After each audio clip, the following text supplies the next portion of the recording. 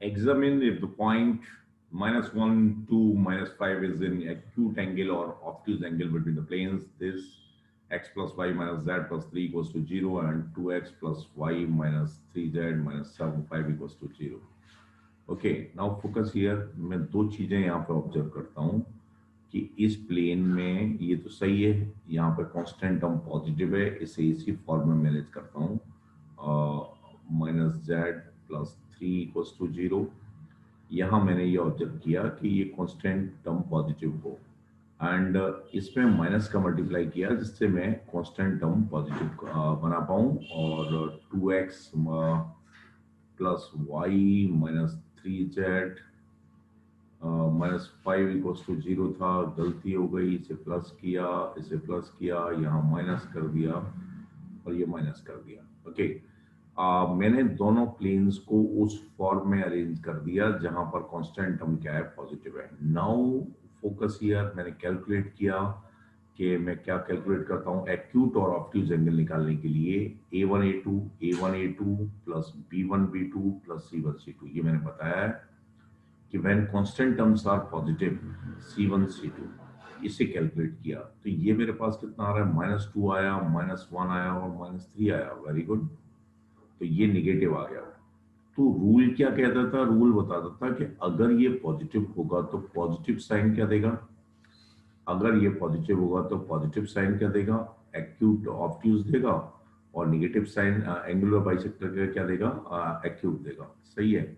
लेकिन अगर ये निगेटिव आ रहा है, अगर ये निगेटिव आ रहा है तो पॉजिटिव साइन एंगुलर बाइसेक्टर का क्या देगा, positive sign of angular bisector हमें क्या देगा, positive sign of angular bisector देगा acute angle bisector, and negative sign क्या देगा, ऑब्ट्यूज एंगल बाइसेक्टर। ये मैंने कंक्लूजन निकाल लिया जो कि मैंने इजीली आपको बताया D3O की हेल्प से या P3O की हेल्प से। ये मैंने एक रूल बताया था P3O कि जब मेरे पास constant terms are positive and constant terms are positive in the plane and A1 A2 plus B1 B2 plus C1 C2 is positive, P एक P constant terms positive, दूसरा P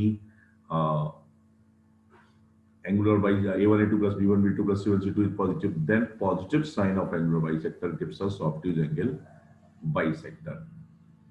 समझे। Now ये एक calculation हो गई। दूसरी calculation ये हुई, मैंने इस प्लेन में एक रूल मैंने ये भी बताया है कि अगर planes are in form such that for the given point, planes are in form such that for the given point expressions are positive। जैसे ये प्लेन है तो ये काम का है कि नहीं, ये -1 पे कैसा आ रहा है, -1 +2 +5 +3 पॉजिटिव आ रहा है। तो ये काम का है मेरे पास। तो कितना आएगा, मैंने पॉइंट इसमें रखा है, ये काम का है। सही है, काम का है। सेकंड प्लेन को देखो, सेकंड प्लेन में मैंने क्या लिखा, नेगेटिव लिखा, -1, तो ये भी पॉजिटिव आ रहा है, पंद्रह आ जाएगा, तो ये भी काम का है। समझे, तो ये भी काम का है। अब इस केस में अगर मैं दोनों प्लेन्स को ऐसे यूज करूंगा तो मुझे पॉजिटिव साइन क्या देगा, पॉजिटिव साइन क्या देगा, angular bisector containing this point. Positive sign क्या देगा, angular bisector containing this point. Okay, containing this point. लेकिन ये माइनस है तो इनफैक्ट वो निगेटिव साइन होगा। मतलब अगर मैं पॉजिटिव में मैनेज करूंगा तो निगेटिव साइन होगा, तो कंटेनिंग दिस पॉइंट देगा। तो निगेटिव साइन पॉजिटिव वाले केस में निगेटिव साइन क्या दे रहा है, containing this point. It means negative और निगेटिव ये क्या है, यहाँ पर भी निगेटिव है। तो मैं ये कह सकता हूं कि ये जो पॉइंट है ये ऑब्ट्यूज एंगल बाइसेक्टर में लाई करेगा। ऑब्ट्यूज में लाई करेगा कि एक्यूट में लाई करेगा, ध्यान से देखिए, एक बार देखते हैं रंग से। तो ये जो पॉइंट है वो ऑब्ट्यूज एंगल में लाई करेगा, ऑब्ट्यूज एंगल बाइसेक्टर में लाई करेगा।